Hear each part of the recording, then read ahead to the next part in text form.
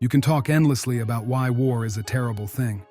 But from the dawn of civilization, war has been, and unfortunately remains, a part of the historical process. Since ancient times, people haven't just debated its nature, but have also analyzed its theoretical foundations. A perfect setting for the first works on military theory was ancient China during the 5th to 4th centuries BCE, a period known as the Warring States. At that time, there was no unified China, just around 150 small states engaged in a long process of military consolidation. Think of it like a political version of the Highlander universe. Out of this turbulent period emerged history's first military treatise, The Art of War by Sun Tzu, though the authorship is a whole other debate. The treatise has survived not only through numerous reprints in medieval and modern times, but also in archaeological finds over 2,000 years old. While some of its ideas have lost relevance with the shift from swords to firearms, it's far from obsolete. After all, it's still part of the curriculum for military training in both China and the United States. That said, this relatively short work is written in a pretty peculiar style. So, I've decided to share some of its ideas in a simpler form. Maybe someone will find it interesting, because, to be honest, reading the original text during my college years worked better than sleeping pills. Let's start with how the ancient Chinese elite viewed warfare. From the text, you get the impression that if a ruler had to resort to war, things were already going south. True mastery was seen in thwarting the enemy's plans, breaking their alliances and taking territory without fighting. Achieving 100 victories in 100 battles, not the pinnacle of warfare. Crushing your enemy without a fight, that's the pinnacle. Subjugating other states without engaging in battle, that's the ideal of a complete victory. Perhaps this explains why a whole section of the treatise is dedicated to espionage. Foreknowledge doesn't come from ghosts or divine signs.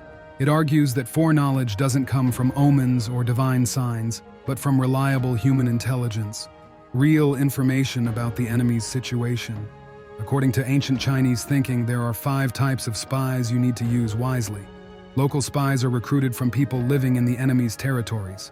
Internal spies are enemy officials turned informants. Expendable spies are sent to the enemy to spread false information. Later, this method was supposedly favored by the Mongols. By the way, any spy should only know false, beneficial information and not have any real insight into their employer's true situation.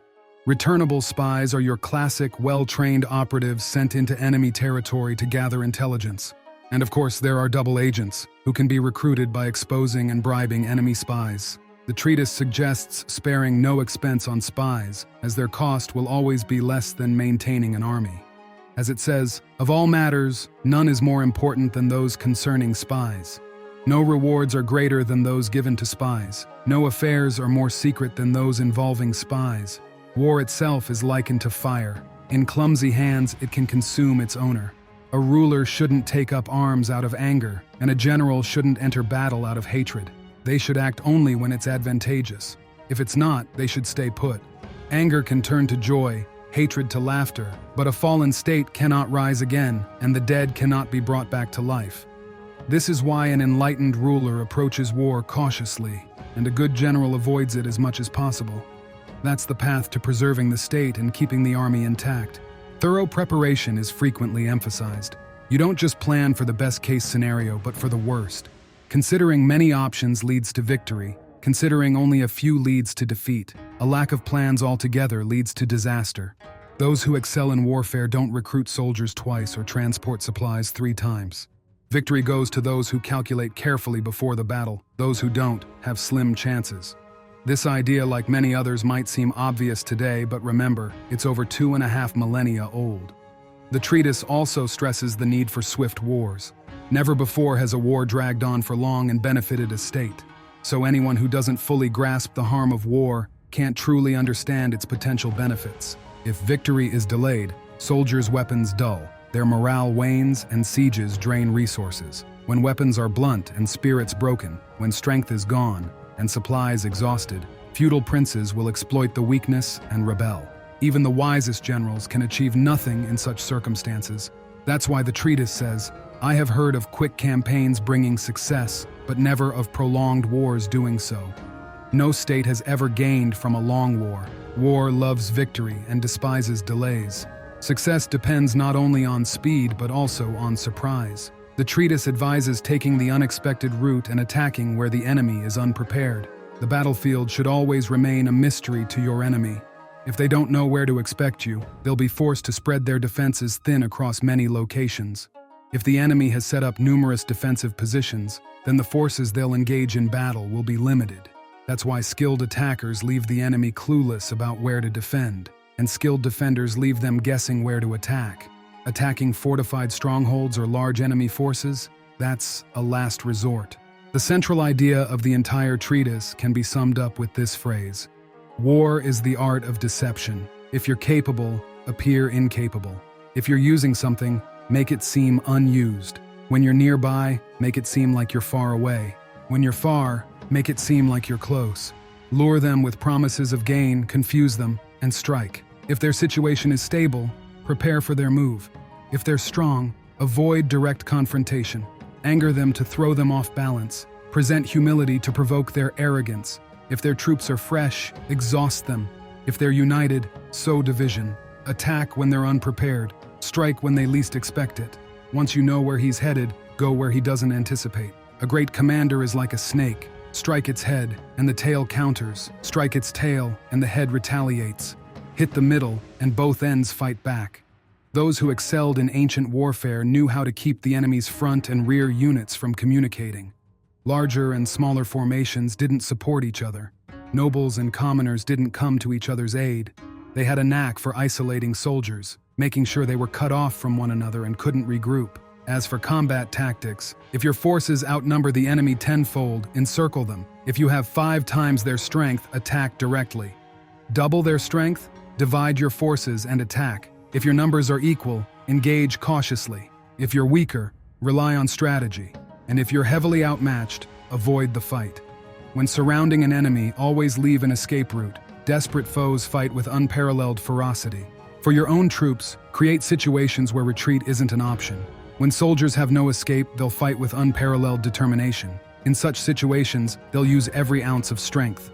Deep in enemy territory, troops naturally unite. With no way out, they'll fight to survive. Ancient commanders believed that once deep in enemy lands, focus should shift entirely to the mission. Don't spread your forces thin. Some general rules for combat: don't charge uphill. Avoid setting camp in low-lying areas beneath enemy high ground. Don't pursue a fleeing enemy without caution. Avoid attacking a well-rested, prepared force. And if the enemy is retreating to their homeland, let them go.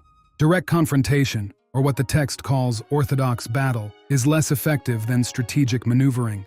Victory often comes from moving troops to advantageous positions. A skilled tactician is boundless like the sky, inexhaustible like great rivers.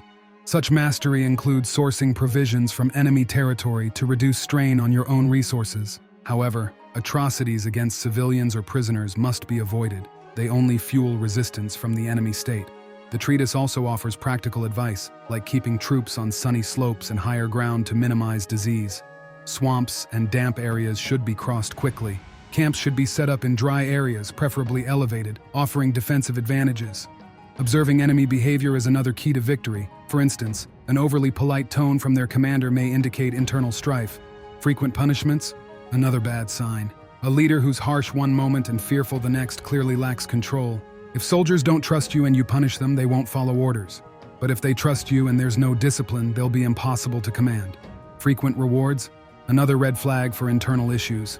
The treatise also delves into terrain types, their pros and cons, and strategies like using fire in battle. But to sum it up, even 2.5 millennia ago, Eastern strategists understood the importance of not just military strength, but also intelligence and nonviolent means of achieving power. In a way, they laid the groundwork for what would later be called soft power, a concept modernized by figures like Gene Sharp, the architect of so-called color revolutions. For ancient China, war wasn't a bar fight, it was a master-planned heist. First, you scope the enemy, predict every outcome, and then you strike with speed and stealth. The real winner? Always the smartest thief in the room,